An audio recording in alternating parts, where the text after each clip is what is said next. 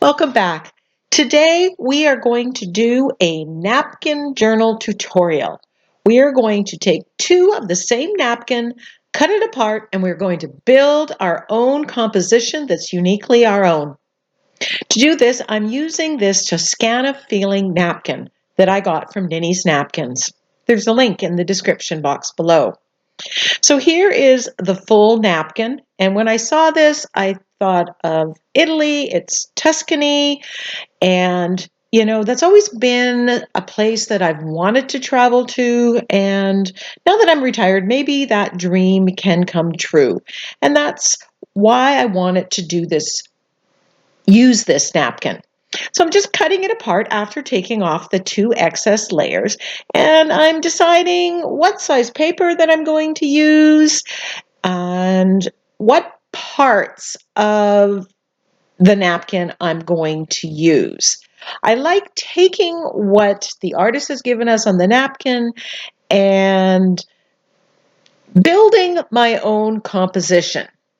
So I'm isolating little by little parts of the napkin that I like. I love this. I think it's a lemon tree, and I love the little cafe tables, the blue cafe tables. So I'm cutting extra elements of those two things out, because I'm thinking I'm going to make this look like it's a cafe on an Italian or Tuscany street.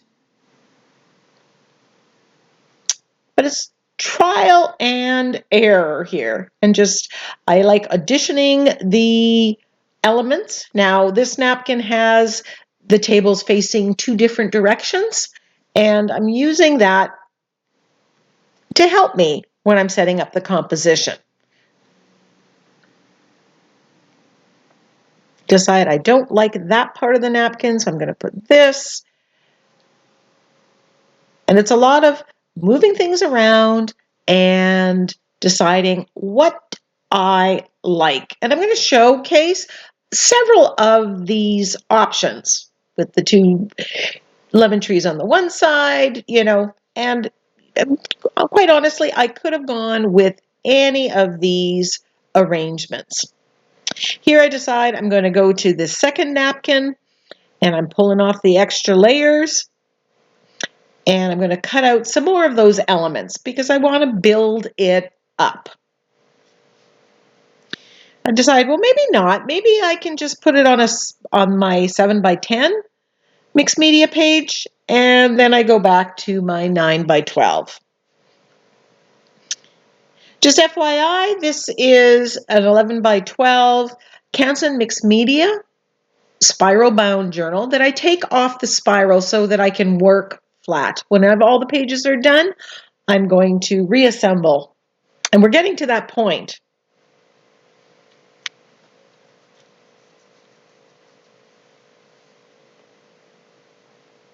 Because they're napkins, and you can layer them up to be however you want. Now I'm using two napkins that are identical. You could also mix and match napkins and pick different elements from different napkins if they had the same feel or it gave you what you wanted. Get the idea to take that out. I'm removing some of the excess.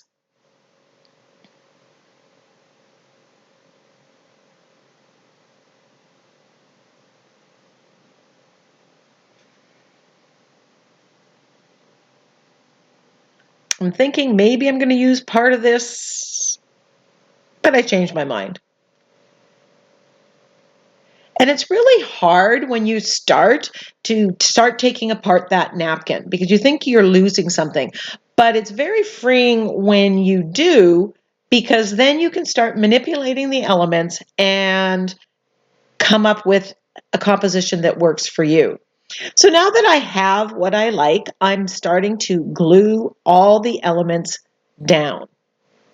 I'm taking some fluid matte medium, going underneath the napkin and then on top. Being careful not to get too rough with the napkin. Now I've chosen to glue the napkin down first because I don't want any pattern or anything to come through the napkin. I want to preserve the art of what's that napkin. I don't want to distort it in any way. And then I'm going to paint the background in.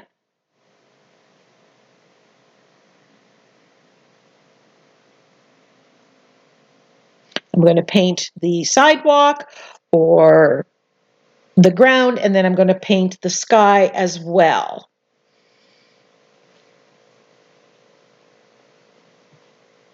Some of the napkins I'm layering one on top of the other.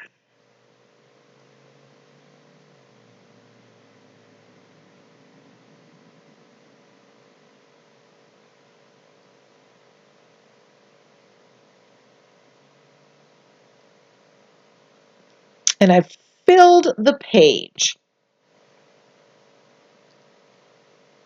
This one I took as a bit of a challenge. I'm not going for create great art here. I just wanted the challenge of this kind of napkin. It's not a floral, something different. So now I'm taking some of the pieces of the ground from other parts of the napkin and I'm gluing those down in some of the empty spaces.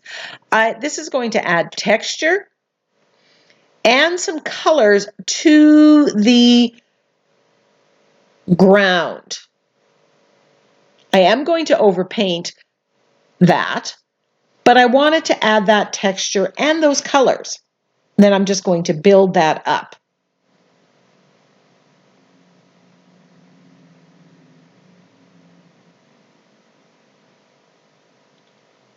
Once everything's dry, I am doing a combination of colors. I've got unbleached titanium,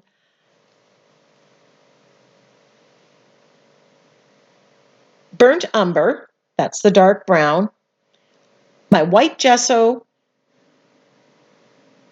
and Naples yellow. And I'm mixing it on the brush. Now let me talk about this brush. This brush is a small brush, and it's not in very good condition. And I find that that helps me be a little bit freer. I want to get this kind of globbed. I want a very painterly effect. And having a small brush and having it be not in perfect condition helps me achieve that painterly effect.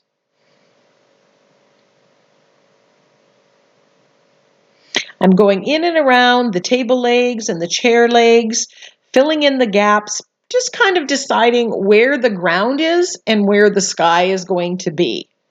Remember, I've set up this composition.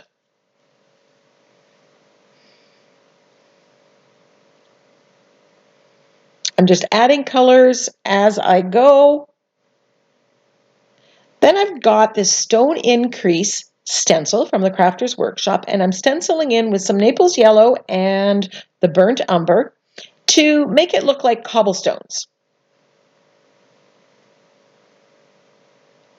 I'm trying hard not to get the stenciling on top of any of the other elements and the napkins. I just want it on what would be the sidewalk.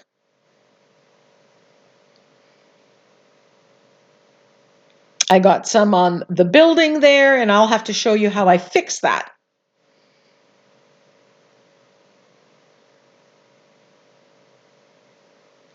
I'm figuring out what the next step is as I go. I really didn't know starting up that I'm going to basically overpaint the entire thing. Here I'm taking some white gesso and the unbleached titanium and just painting in that building. And then I come in with some shades of blue because I noticed that that was there initially. I just wanted to make it look like there was a building back there.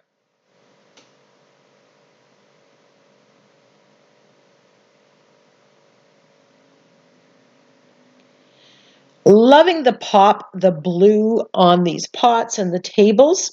That just really works with everything. But I wanted to heighten the color a little bit. So I went in and I got some Prussian blue and some turquoise. I mixed them with a little bit of white gesso. And then I'm painting all those elements, those blue elements, getting them, again, I want that painterly effect. And while this video is sped up 2 or 3 times, I am moving quite quickly. I'm trying very hard not to overthink it, and that helps me achieve that painterly effect.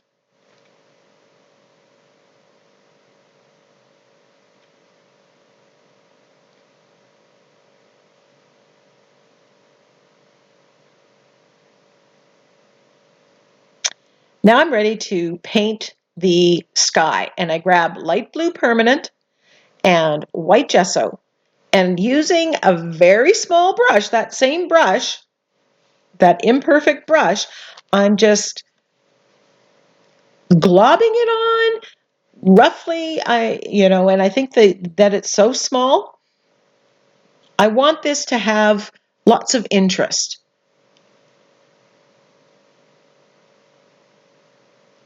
I didn't tape off the coiled part of that, and I just didn't bother to stop and paint off the coiled part. But usually I put painter's tape across the top. I want an interesting sky. And I want to bring out that blue that's in those pots and the tables, bring that up into the sky.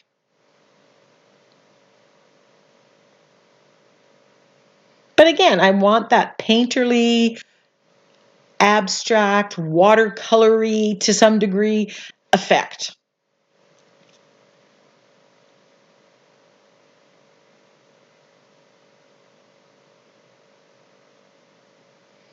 I'm just adding more gesso, more blue paint, just to get that interesting sky.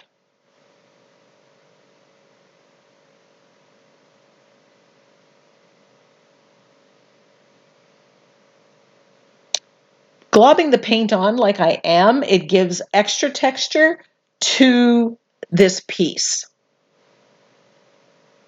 It really does look like a canvas that somebody had painted when I'm done.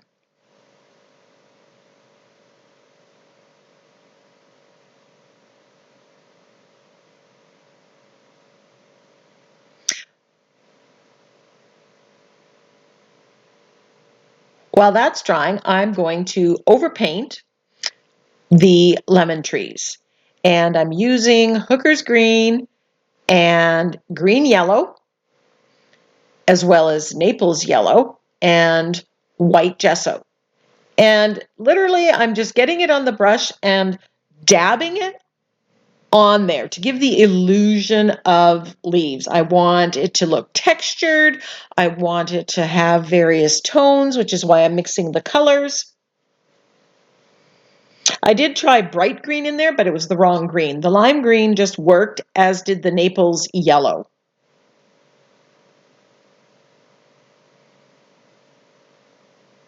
I'm going over the edge, so there's no hard edge where the napkin ends and the paper begins.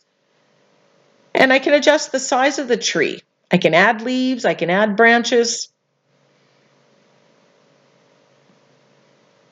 What I want here is variation in tone. Light green, dark greens, a little bit of white, a little bit of shadow.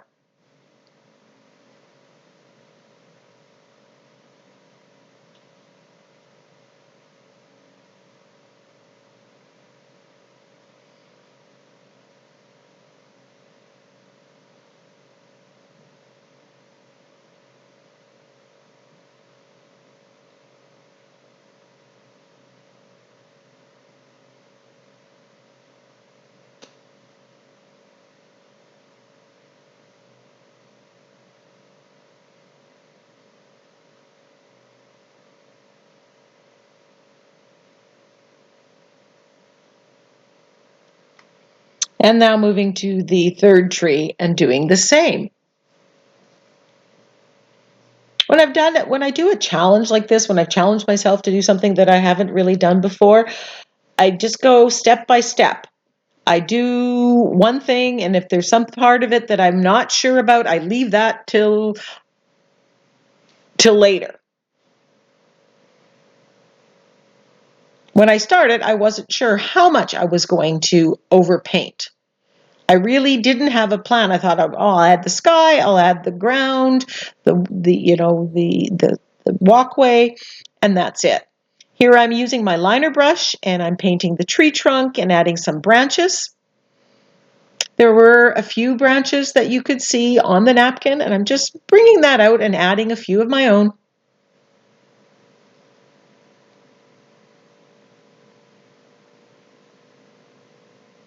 Adding a little bit of black as well.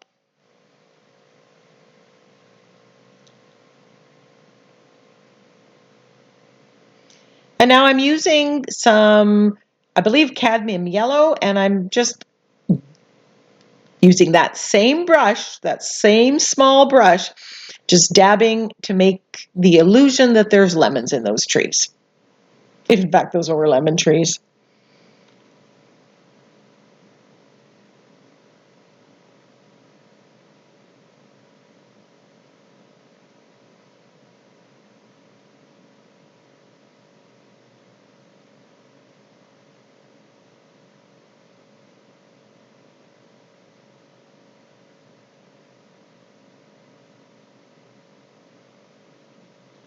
And now I'm just adding a little bit of color to the elements that are on the table. Right there, that middle table, what I just painted red was actually, I ripped the napkin. So it was a picture of wine. I'm not sure what it was supposed to be, but it now looks like a round apple. And because it's abstract, it doesn't matter. The legs were red, so I mixed some red with a little bit of black, and I'm using the liner brush to put in the legs. And a lot of that detail I lost when I painted the sidewalk, and I'm just adding that detail back in. I'm not trying to be precise. I'm not trying to do it exact. Now I'm taking my charcoal, I'm doing some shading here, just to make certain elements pop out.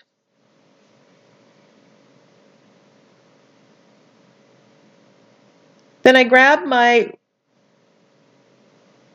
charcoal pencil, General's charcoal pencil, and I'm shading around the edge. I'm doing this, I want it to look rustic and imprecise. And then I use that same charcoal pencil, this one's the soft one, to trace around some of the elements in the napkin, and that gives some shading. I go and I smudge it a little bit, add some branches to the tree. It's very painterly or sketchy.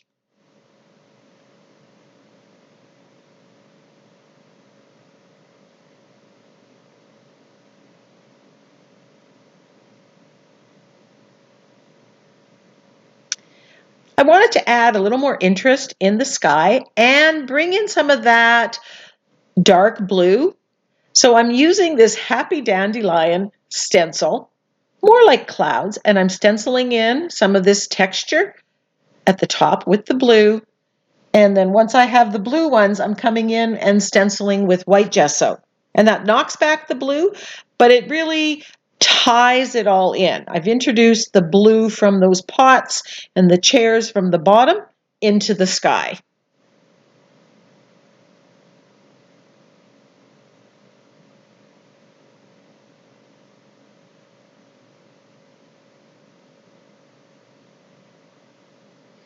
Loving how that looks. I turn to my quote binder and I go to sentiment pack number 3. There's think outside, no box required. Say yes to new adventure. So I've picked out a couple, and then I go to my plastic pouch and I look in there, and wouldn't you know it, I find another one that says unlock your dreams. So I cut it apart and I'm auditioning it.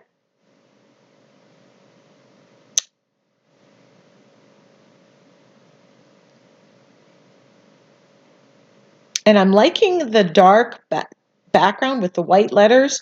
And then I thought, okay, I pick this other one, say yes to adventure. So I'm going to cut it out and audition it as well. And I often do this. I try one and I try the other.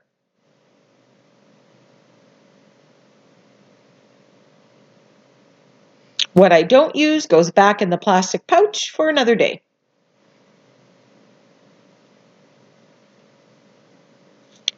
On this one, I decided to use the Unlock Your Dreams.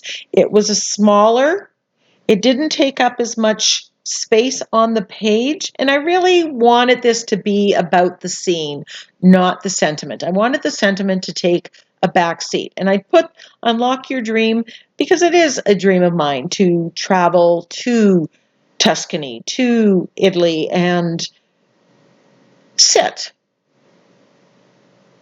on a patio like this. Using the General's charcoal to do some smudging around the sentiment, just to make it blend in better with the page.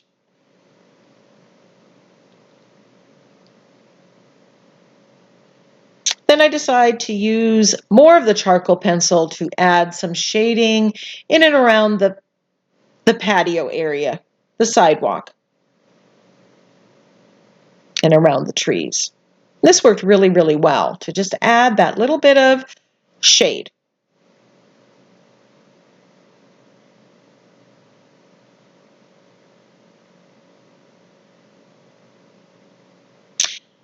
So my advice to you, don't be afraid of doing something that you haven't done before. It's only paper and paint. It doesn't have to be great art. And you know what? When you try something, you're very likely going to surprise yourself. I know I did. I'm really happy with how this turned out.